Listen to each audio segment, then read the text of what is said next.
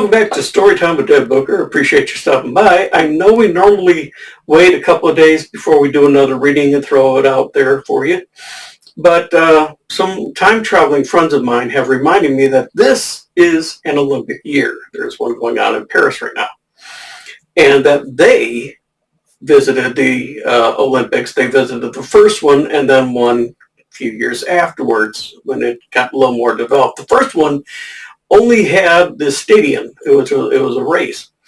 And they suggested that I do a reading from Time is Lost, this book here, which has both trips in it. So I figured, well, I know we're doing a different book right now, but I think I'll take their suggestion up. And we're going to read Grecian Holiday, and then we'll read another visit to the Olympics. Now, these are usually started off with a quote, and for this one, the quote is by Konstantinos Kavafis. As you set out for Ithaca, hope your road is a long one, full of adventure and full of discovery. Over dinner, they discussed what they wanted to see and do. The ladies wanted to go somewhere and some where they could spend the day eating and shopping. The men were keen to see a little sport and, yes, do a lot of eating too. Attending the Olympics was bandied about since Honey was in favor of Greek or Rome, someone. Don looked at Honey with a grin. You'll go anyone that allows you to wear that toga, won't you? Honey smiled back. I've never heard you complain when I've worn it after you asked me to. Frank looked on Sandy. I don't know what it is, but Sandy one still drives me mad even after all these years. She has a few in different colors and styles that knock your eyes out. A look and secret smile passed between Wolf and Francis, but they made no comments. Wolf's eyes told all that could be said to the point where Francis blushed. Francis asked Honey if she wanted to attend the games. Just a bunch of guys running around, throwing things and stuff. I'm sure we can find something more entertaining. Sandy got a reminiscent gleam in her eyes. Well, I seem to remember that the first Olympics events were held in the Buff. We might want to do some research just for the historical aspects of course. Honey and Francis looked at each other and grins, and a sparkle came to their eyes. Maybe we should find something else, Don ruminated. Don sent off a message to Linus asking if he and Zenobia wanted to join them. He declined, but said a delivery to the barn had been made for their trip. He mentioned that he had already been there anyway, so he would see them when they arrived. After clearing the table and doing the dishes, everyone went into the barn to see what Linus had delivered. Honey broke into tears, and even Don got moistened up a little. Long ago, they had gone on a rescue mission to retrieve Scott after he had been thought dead during the eruption of Mount Vesuvius. To assist them on their endeavor, the captain of Pliny's ship had their carpenter create a cart. It was constructed of ship parts, and they had even added shocks to it for a better ride. Once Scott had been rescued, it had been given to him. Linus had inherited it and had even embellished it a little. Windows had been installed and very comfortable cushions laying on the seats. There was a wool rug laid on the floor and a cask of wine with cups in a corner. Everyone went inside and took a nap. No, I need to clarify that they went inside the house to sleep and did not all cram into the cart for slumber. Everyone was eager to be off, but felt a small repose would be enough to fortify them. Don was up early and dressed in his toga when the others slipped into the lab to change. He programmed Fred to place them a few miles out from where the Olympics would be held, then hitched up the horses. The new remotes for the horses were converted into chest plates that were attached to the harnesses. They were now fully functional and could be used for tracking in case something ever happened to the person with the horses. After Donald went missing through a damaged return, it was decided to upgrade the simple bio remotes the horses wore into something a little more beneficial. Sorry, I need some tea.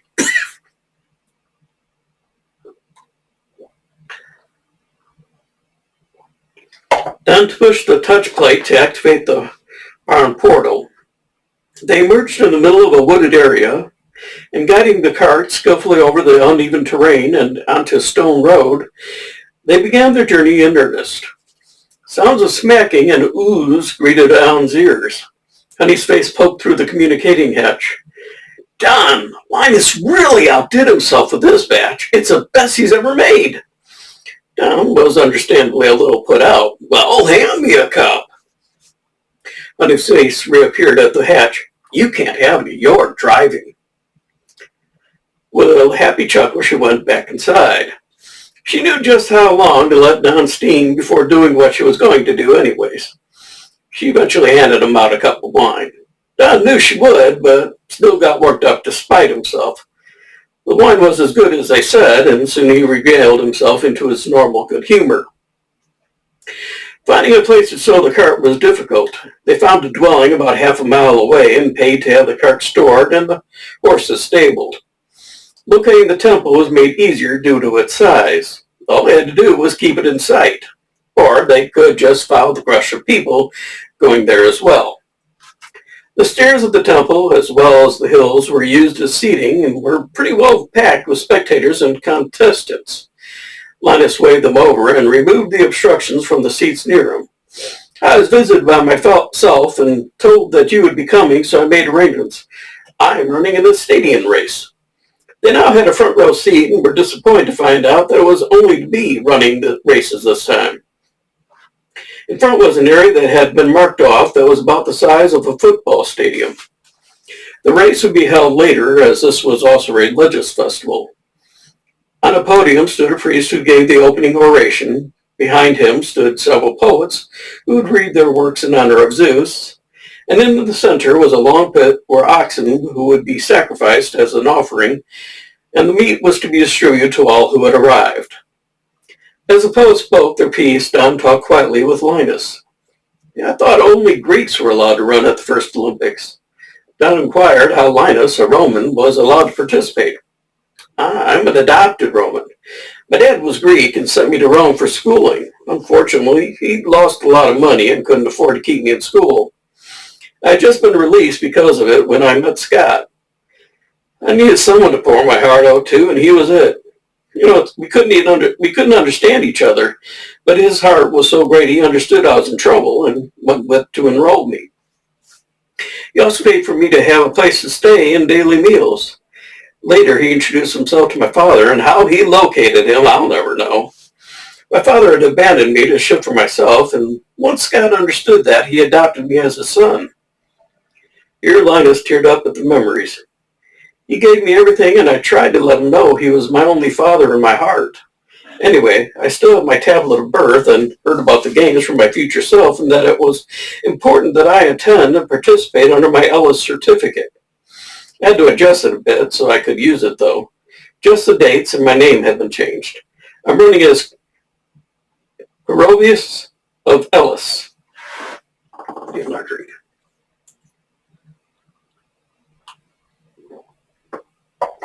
After an hour, the game started in earnest, and Linus went to join the rest of the runners. There was only the Stadion race, and they watched as the judges placed themselves on either side of the start and finish. Distance was paced off to 620 feet, or the size of Hercules' feet. There were stones embedded in the earth as start points for the runner. To the disappointment of the female contingent, wrapped shorts were worn. Linus was to the right next to Orsippos of Megara, and on his left was Perops of Thebes. They squatted in starting position and used the stones as starting blocks. You could see the muscles tense and relax as the runners built up energy. The horn was blown and the runners were off. Linus had kept himself in training, and it showed. He was going steadily and pacing himself. On his right, Orsippos was giving everything he had and would probably be short-winded by the end. He lost his shorts by the time they reached the midpoint, but he was so focused, he continued running. You have to give him credit for heart, Honey said. The contingent of the guild was shouting as loud as they could for Linus, or as he was being called here, Corobius. It was a hard-fought race, and they stayed close to neck and neck. Linus was nearing the end of the field and using up whatever reserves he had. A burst of speed, and he was outpacing his competitors for the last 20 yards. Orsipos put on a burst of speed and was close to catching up. Linus, looking over his shoulder, and nearly precipitated himself laughing. Alarm spread over his face, though, as he saw that Orsipos was closing in on him. Linus dug deep and put on another burst of speed. 10 yards away from the finish, and Linus was able to open the distance between them. He practically leapt the ground to reach the end, and with seconds to spare, crossed the finish. He went in a sprawling roll as he attempted to brake quicker than was possible. He lay there amongst the sprawled bodies for the rest of the runners. The judges conferred and made their way to the center to announce the winner. Grovius of Elis, they shouted, and Linus was bestowed with a crown of olive leaves. At his request, he was also given the torch that was used to light the fire for the sacrifice. Orsipos nonchalantly went back down the track to collect his shorts. Now, I'm going to read the rest of this. I was going to go straight into the next chapter where they go a few years later, and Donald and Zeke come and go to see the next one. But we're going to finish off because there's kind of a funny part I like. That was all there was to the first Olympics Games. A few poems, a sacrifice, and a race. Linus accompanied them back to the cart. Everyone agreed that it might be a better show if they went ahead a couple of 100 years. Collecting the cart, they drove back to the woods to transition back to Linus's home. Don got down from the driver's seat and going back to the lab set the portal for an in-situ changeover. Overlaying the two periods created a portal which Don was able to project in front of them, similar to the duck blind setting Zeke had worked out. Don got back on the driver's seat and drove them through, closing it by pressing a button on his return. Honey passed out a cup of wine to Don as they wanted to toast Linus's success on the race. A cheer went up from inside the coach, and Don began, for he's a jolly good fellow, which all joined in. Turning into the drive of Linus's home, they got out and went inside. Future Linus was already there, seated with a meal under cloth, waiting. The two Linuses went to either end of the table, and everyone else situated themselves on either side. Linus lifted the cloth to reveal a Burger King breakfast of bacon crust sandwiches and French toast sticks. All dug in and extolled that it was a fitting repast for so arduous an accomplishment. Linus of the future requested to borrow the torch as he had a special use for it. Placing it carefully into a leather bag, he went to the present to present it at the induction of the newest members of the Guild of Travelers. He returned with it and whispered in Linus's ear something that made them both laugh. From out of the bag came the torch again, and it was placed ceremoniously in a central place in the living room. Linus returned to his seat, refilled his coffee, and waited expectantly. Linus's cat Shadow came stiffly in and greeted everyone. He was 20 now and was slightly blind in one eye. After being sufficiently appreciated, he went to the shelves and climbed up to his usual spot. As he climbed, both Linuses were sitting on the edge of their seat in expectation. Finding his usual spot obstructed by a new object, he fixed them all with an angry glare and proceeded to slowly push the torch off the shelf. Frances made a quick dive and caught it as it fell. Looking around thoughtfully, she found a niche in the wall and placed the torch inside it. Faced a little more forward than it should have, but it was safe. After all, cats don't really care if something is special to you. Shell curled up on the shelf, his fur gently moving in the warm breeze from the open window, and promptly went to sleep. All right, so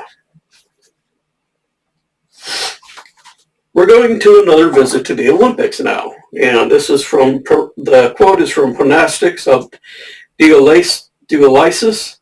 What surprised me was not the intensity of the competition, but the contestants' abandonment of the rules. Every event had its group of cheaters and scoundrels.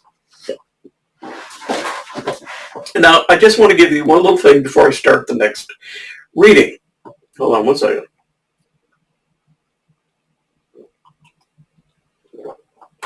A lot of research went into writing these stories.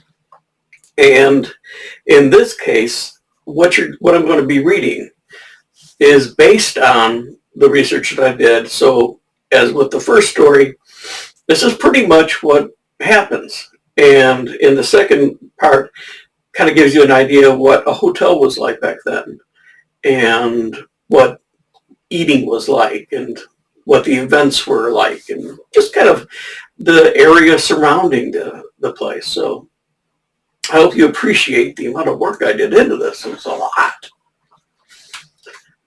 Honey and Don were seated at the control board, a view screen on and centered on the Olympic of 640 BC.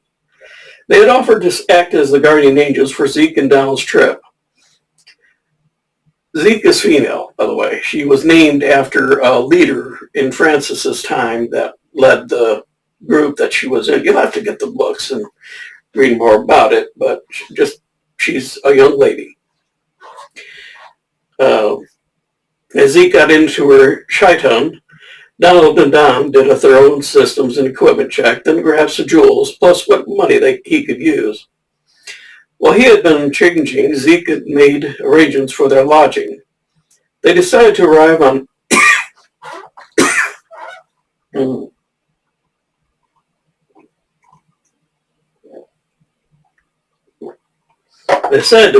foot and chose a forested area nearby to emerge from. They entered down Mount Kronos and skirted the perimeter until they got to the Catalumba, or lodging house. They stopped abruptly at a distance to admire their lodgings for the next few days. This was a very large 2-story square building that had a very large open court in the center and then branched off into rooms. They had a room on the second floor that faced the gymnasium. The room was comfortable, though Spartan compared to what they had experienced in Rome. The structure was built of wood and the walls filled with whatever they could find, then plastered over.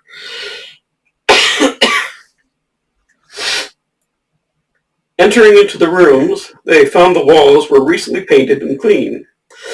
I don't know what is. It's dry in here.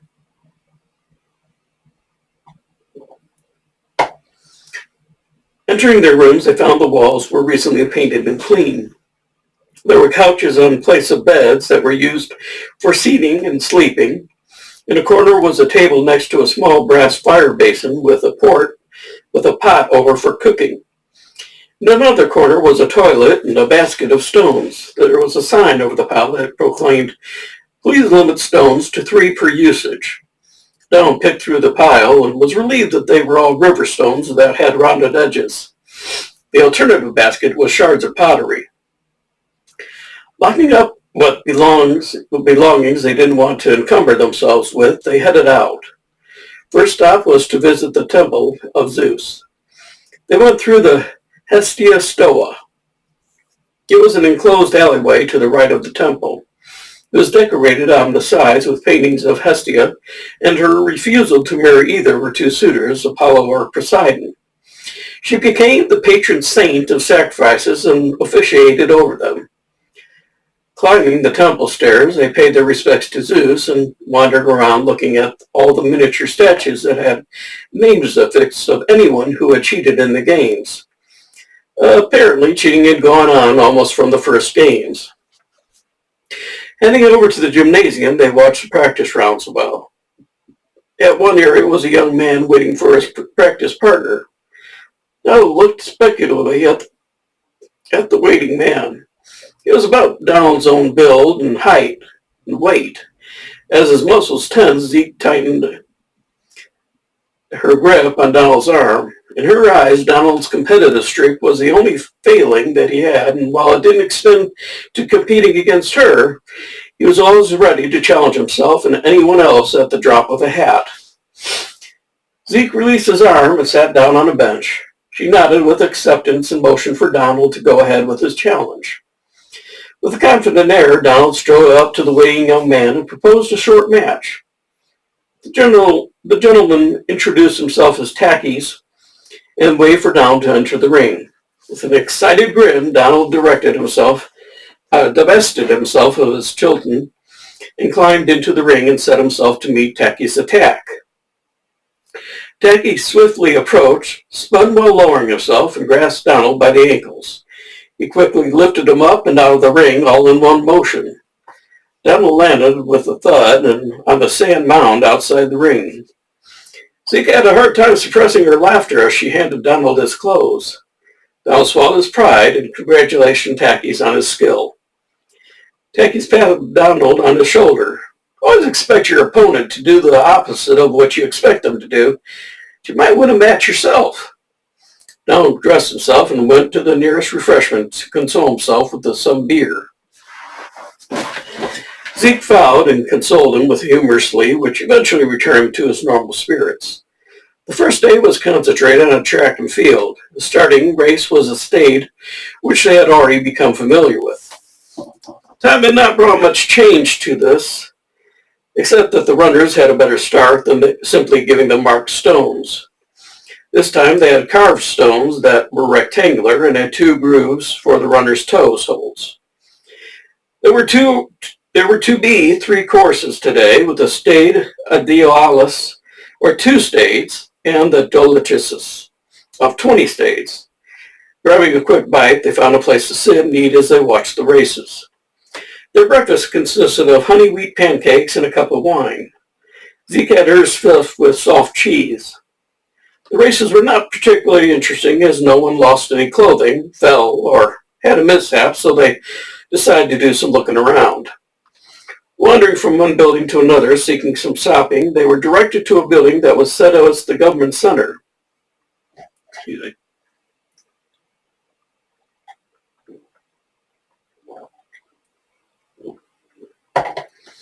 Here there were also several shops that sold clothes, jewelry, and souvenirs. In the back of the building was a large selection of miniature statues of Zeus.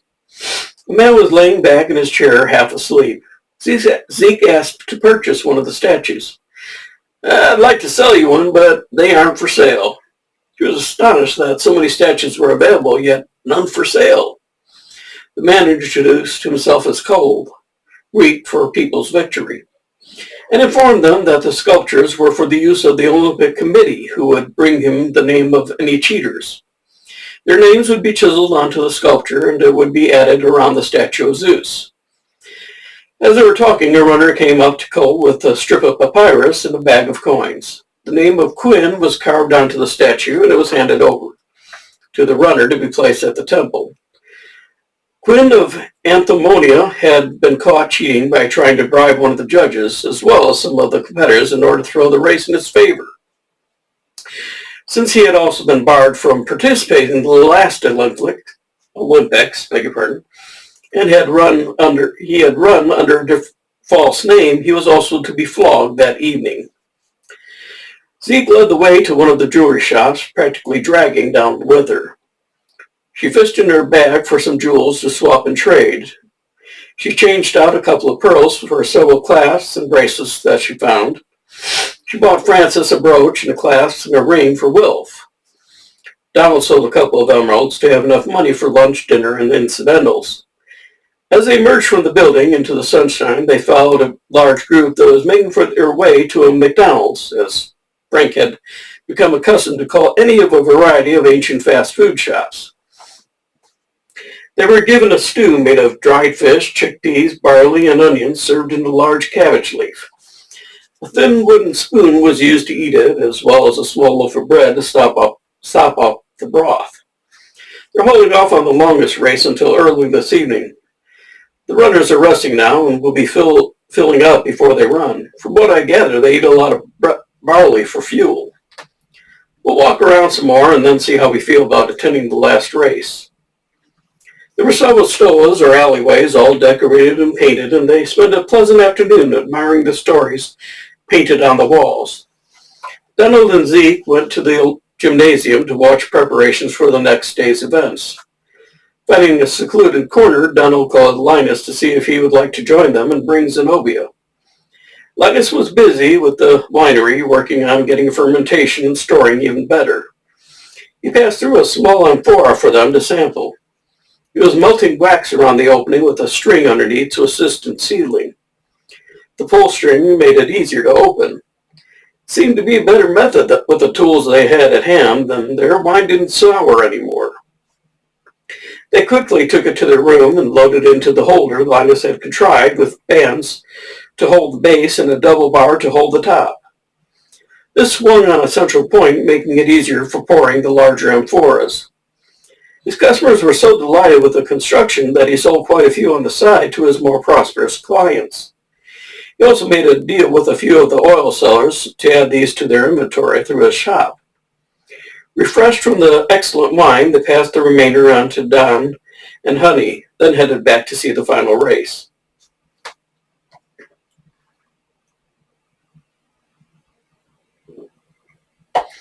The competitors lined and were sent off from a blast from a ram's horn.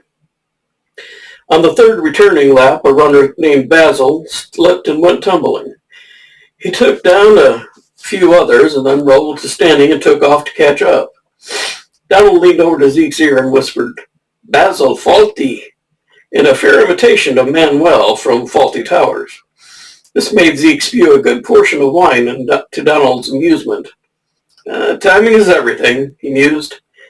Egon of Dodona was still leading after the fifth lap and looked as if he could continue at his present pace through the rest. Donald joined in the betting, putting some on Egan and most on Basil. The heaviest betting was on Lander of Corinthos, who was running at a steady pace but was at the rear of the pack. At the final lap, Lander made his move and put on a burst of the energy he had reserved. Basil also had kept some back and put on all he had left. Betting became heavier, and Zeke had to hold Donald's hand to keep him from betting more. In the end, Lander put on a final burst and beat Basil by a good yard. The cheering was deafening as Lander was awarded a laurel crown. Donald watched as his betting money was gathered up by someone else. Zeke received a bag of coins for her bets. Tying the bag to her sash, she led Donald out and back to the hotel. Donald was for going out and getting something for dinner at the stalls, but when he looked out, he saw nothing but long lines. A knock at the door informed them that the Epidorpus, or late dinner, was ready if they wanted anything brought up. Gratefully they agreed. A platter of flat barley bread, several catfish, and a small block of cheese. For drinks, they had more wine. After dinner, they ate some dried dates and grapes and decided to go to sleep. Donald pushed the couches together. They were comfortable, but not good for cuddles sleeping. Donald activated his return, and they saw Honey laying under a thick blanket in her recliner, and Don sleeping on a cot covered with an old army sleeping bag. Donald and Zeke tiptoed past them and out the door of the lab into Donald's bedroom. Morning showed into the room bright and cheery. Cleaning themselves up, they went downstairs and fixed themselves waffles and bacon, then fixed another set for Don and Honey, along with a thermos of coffee. Walking into the lab, the smells of food roused their sleeping angels. Don and Honey started on the fare, offered without preamble. Kissing them, the travelers set their entrance for the next morning's games. This day's events were to be the long jump and discus. There were 20 competitors for each. Donald noticed that several were runners from the day before. These were seated along the wall and resting some more. They would go last in line. On the ground near the start of the run were several large stones. These were to be carried, and when the runner jumped, they would fling the stone backwards. Simultaneously, on the other side, were lined up the competitors for the discus. They were using brass discs, and each competitor had a stick with a symbol on it. They would throw the disc, and a child who was stationed behind the lines would run down and mark the landing point. Distance was based on location of the flags laid out. Only a couple of mishaps today. Tommaso of Andros lost control of his discus, sending it into the stands. Luckily, it was caught by a young man who tossed it back and was brought into the competition. Ezio of Delphi's discus seemed to be assured of the win when his discus went sailing a good 6 meters past the farthest flag until Corbin of Krontos dropped in front of his and then rolled the rest of the way, passing Ezio's by a half a discus. This almost caused a riot as the judges were deliberating if Corbin's throw should end where it originally landed or where it had rolled to. They chose to end his throw on the landing, and Ezio won in the end. The afternoon was spent on the javelin throw and was won by Alex of Chios. Not only did his javelin go out the farthest at 98 meters, but he had set a new record. The day had been a hot one, and Zeke was considering going to the baths when they got a call over the returns. Don was grilling ribs and corn. Honey had made potato salad and rolls, so after a quick, not too difficult decision, they sped to their room and emerged into the lab. Quick shower and change, and they all met up around the fire pit behind the barn. The stack of ribs was quickly demolished, leaving only stripped bones. The rest of the meal was equally dealt with, and everyone sat back in a happy stupor. Honey looked at Donald. Zeke practically passed out at the table and smiled. "You kids done, or are you going back tonight?" "Huh?" Donald roused himself. "Yeah, we're going to try and sleep here tonight. I think we'll move the cushions onto the floor and sleep that way. I want to see the pancreation. After that, we'll come home and get things ready for the meeting in a couple of days. We're going to watch the cave people again. After that, we promise to pick up boots on the ground trip, so we'll see what everyone wants." He nudged Zeke, and they went into the house for a quick wash and change of Titans in the lab. Thanking Don and Honey for dinner, they passed through back to their lodgings. Donald arranged for their beds for the night. They fell asleep holding on to each other. We're almost done, just one more page. Morning broke to the sound of horns as the final day of the Olympics began. Donald and Zeke grabbed a hasty breakfast of fruits, bread, and beer and ran to get a seat. They found a couple up the hill, a bit high, but high enough that they hadn't. I'm going to read that again, excuse me. They found a couple up on the hill, a bit. Okay, I'm going to read that again. They found a couple up the hill a bit, but high enough that they had an unobstructed view. See, I can do it. 6 matches were going on at the same time. Donald was on the lookout for Tackies. He was interested to see how he performed against a seasoned fighter. As the matches I'm doing this too long and losing control.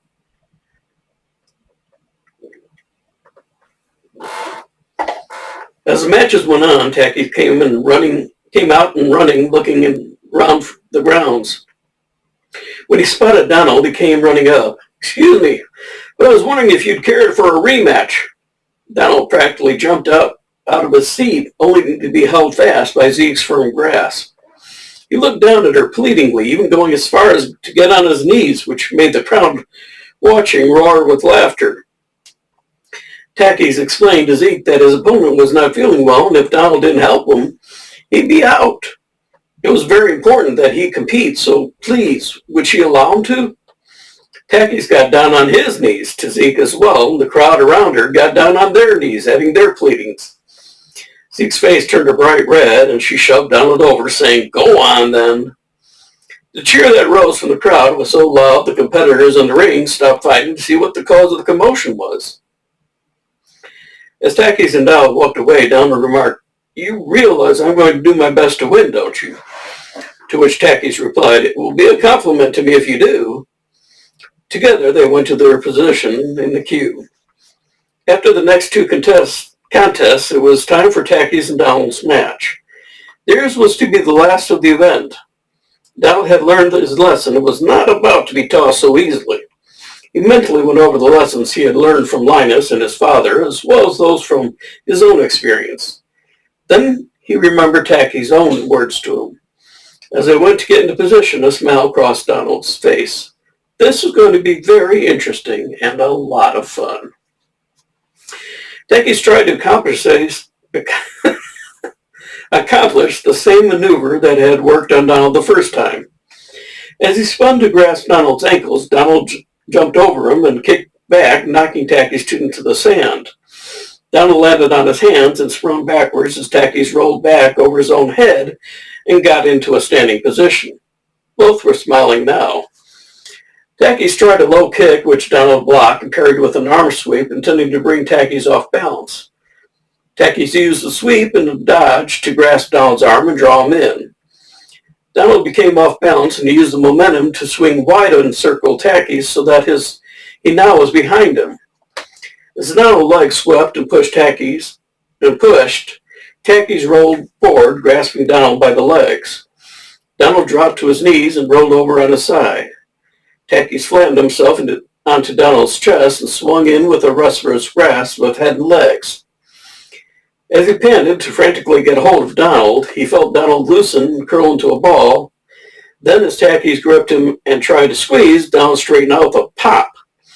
Rolling over, turning the tables on Tackies so that he was now in the position he had tried to get Donald in. Tackies squirmed his way out and both stood and repositioned for another go. "Time!" announced the judge, and both stood panting slightly as they waited for the judge's decision. The judges tallied up the points and then went into deliberations. After a few moments, they declared the match to Tackies.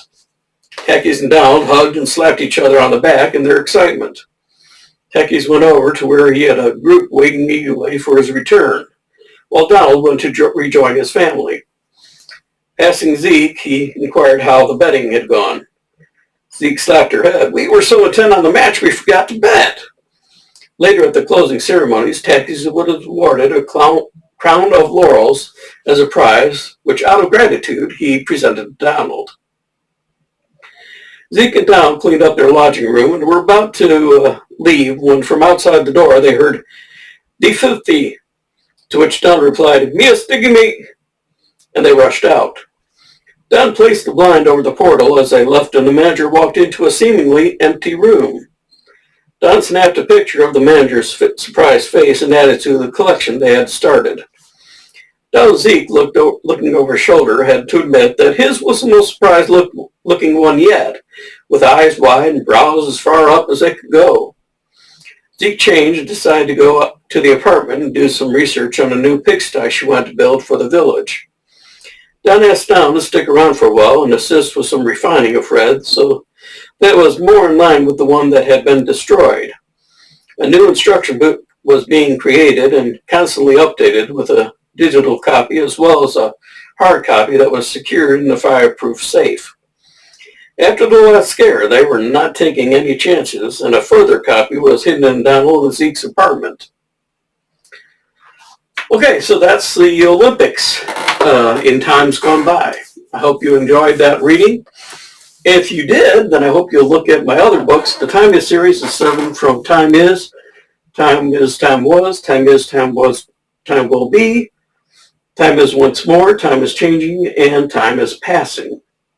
And that one again was Time Is Lost. So that's it for today. I appreciate you visiting again, and I hope you enjoyed that. I enjoy reading those stories. They're some of my favorite things I've written. So I look forward to seeing you again. Take care of yourselves. Be good yourself. And we'll see you again next time we do another reading. Bye.